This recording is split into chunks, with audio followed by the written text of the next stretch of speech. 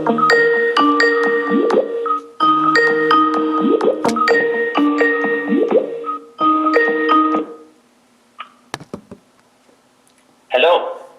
Hey, Hello. Saud, how are you? Hi, Dr. Amit. I'm good. Perfect. Good evening from China. How about you? Good, good. I'm glad that you called.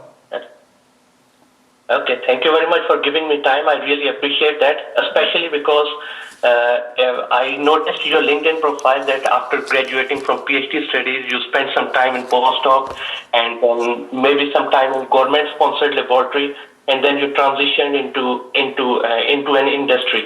So this is exactly the same career trajectory that I'm dreaming about myself. So that's why I appreciate that you are giving me some time. No, not a So problem. yeah, I'm glad that if I can be of a help, okay?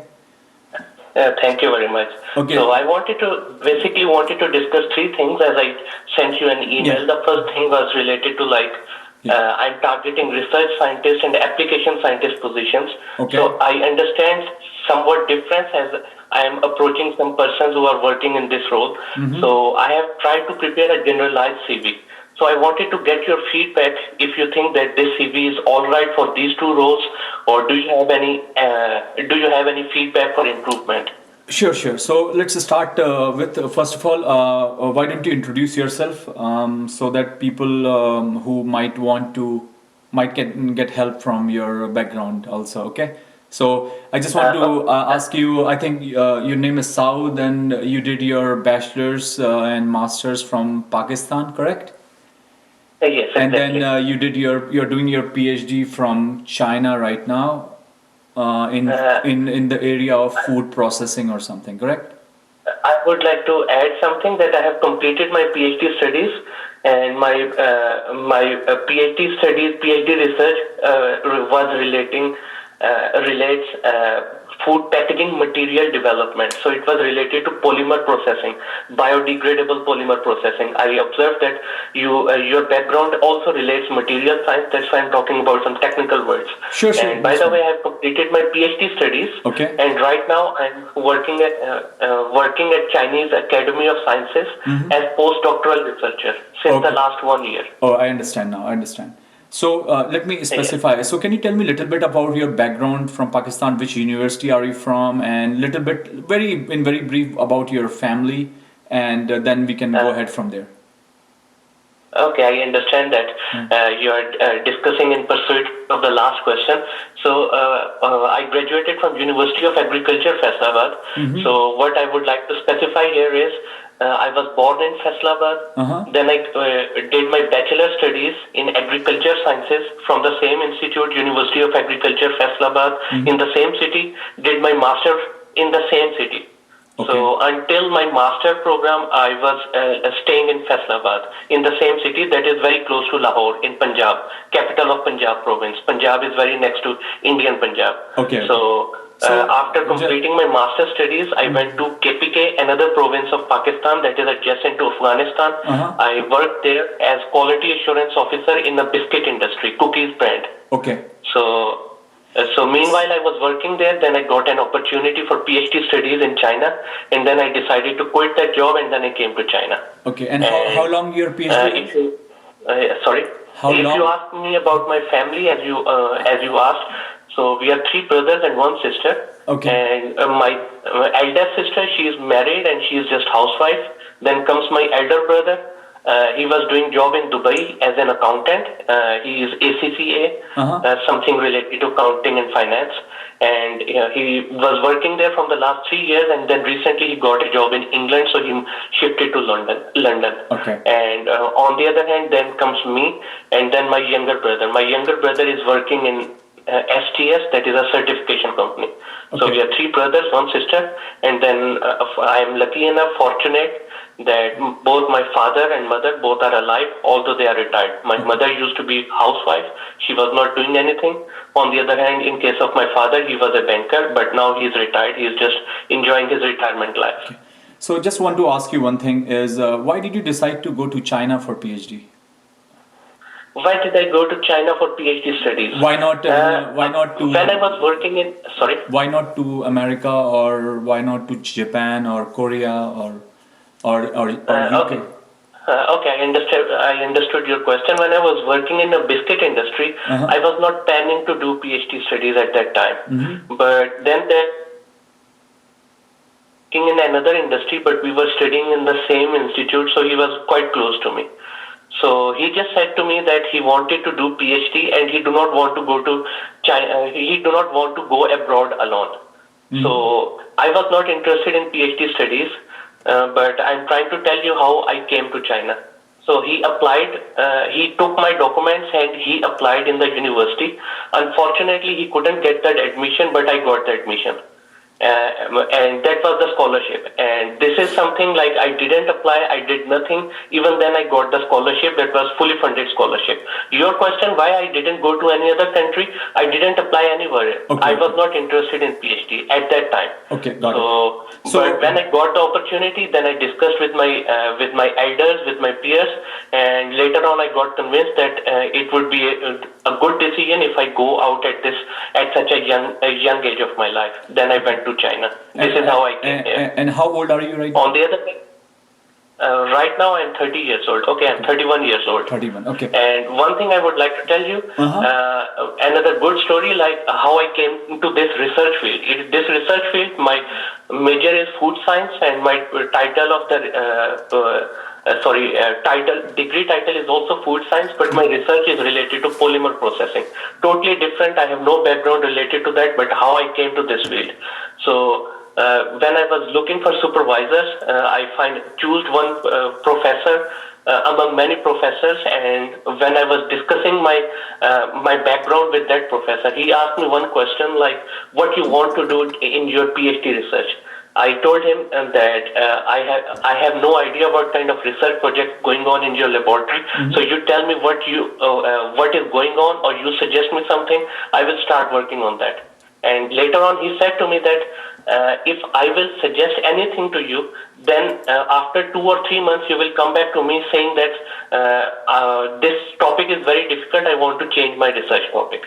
And then he asked me to choose what you want to study, and then I will help you in doing research on that topic.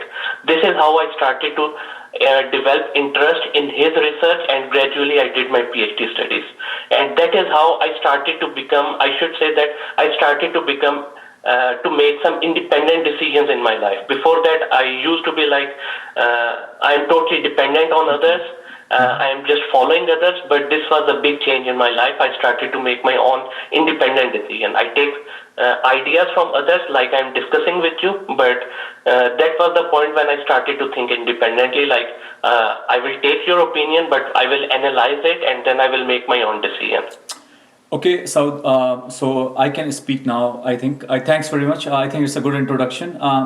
So I will be very specific for your background, and I think what would be helpful for you and what you can do. Okay. So I'm gonna be specific with your question. So I think, in my personal opinion, you are in a right track, but your CV doesn't reflect what you want to do. And the reason I will say very sincerely is, even though you have your PhD, you did your postdoc, but in your CV I don't see any publications there. Okay. So to be very straightforward, for you getting a postdoc, and looks to me you don't have a publication, it will be very tough. May I add something? Yeah, go ahead. I have publications, around 9 publications, and 4 publications as first author. And it is just that I have heard that if you are applying for industrial positions, you can quantify your results, but no need to include them. So if you look, if you read the professional summary, so I have mentioned that I have like this number of publications, this number of citations. So I have mentioned them, but I have not included them in CV. You are right. Yeah. So let me finish my talk. So what I'm trying to tell you is, you need to make sure. So if I look your CV right now, and if this is the CV what I get, and if I'm a professor, I won't give you a postdoc position. But so that means, number one, you need, if you are applying for a postdoc position, you need to change your CV drastically. This is not a good CV for a research position as a postdoc. I As a postdoc, okay? That's number one. Number I two, see. if you're looking for a position in an industry, this CV is okay. And I think you have a better chance getting a job in an industry if you have this CV than as a postdoc. Okay? Okay. But I will say you have mentioned area of expertise. There are a lot areas here. I think nobody reads that. It's too much. You can't be expert of everything. You have more than around 30 areas of expertise. Nobody have that. So make sure when you say area of expertise, it means something. Okay. So that means how much you know, how much you're outstanding, how much you are good at it. That's a different than I'm expert of everything. You can't be expert. You can't. I can't imagine you are expert of 30 things. It's not possible. Yes, exactly. You're right. So make sure you curtail down those area of expertise. Okay. And I fully agree. and in the professional summary, it's too big. It's too big. As I said, you can just write 2 lines or 3 lines. That's more than enough. And Okay. also, I understand. when you say you have a publication and you have a citation, make sure either you mention those in your CV or you have a Google Scholar profile where you have those and you give link for those. Okay. So people Okay. know you have a Google Scholar and they can click on that link and they can go there. It's very helpful nowadays. Okay. I But agree. I understand. yeah. But as I said, I think you have for a industry purpose. I see you have your CV is good. Let me put it this way. Uh, So my suggestion to you would be is, again, I don't know whether you want to settle down in Pakistan finally or you want to settle down somewhere else. But my suggestion to people who are from Pakistan and has a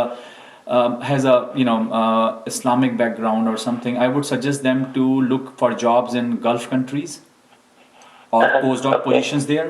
I would say UK is good, Canada is good, because all these countries also will allow you a good immigration system.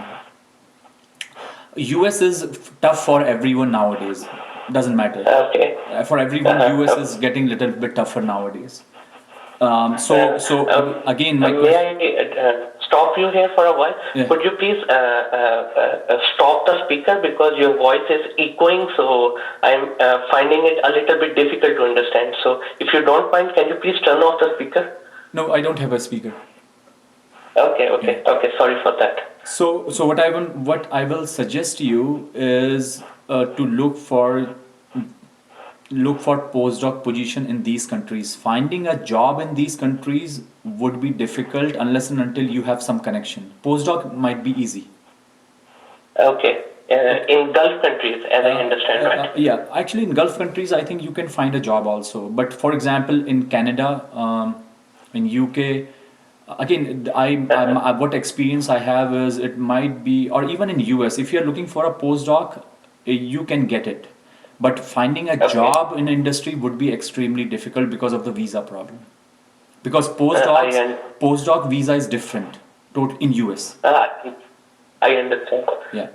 And I would say other thing is also your CV is very confusing in the sense when I read the CV, I'm very confused whether you have a background in food industry or you have a background in packaging industry. That's different. So Uh, make sure it doesn't confuses the person. okay, I understand. For example, let's say if you have a background in food industry, I will apply for companies who like Nestle and things like that.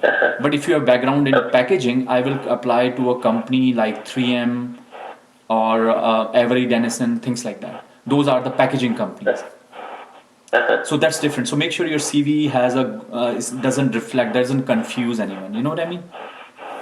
I understand your point. And I think I really like your last point. I don't want to go too much into what your thing with the intercultural marriage, but I'm assuming that it's the girl is of a different caste, or is it a same caste but a different country? What I mean is, since I'm living in China, so I'm interested in a Chinese girl. Okay. So, Okay. If you haven't. I would say in that case my opinion would be you need to understand, and not many people talk about it, but your career has a big impact on your marriage. It's a big impact. Not many people say that. Okay. So make sure that the girl has know about what you want to do in your life and support it. Oh. And you and in her case, if she has some ambitions, you also support that. That's very, very important.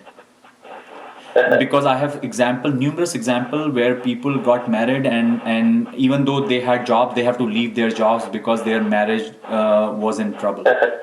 And then Okay. what happens, as I said, it's a thing that people don't talk about, but career has a big impact on your marriage. So make sure that and again, I don't know about how much that's going to affect your family in Pakistan and things like that. But I would say is if that's important for you,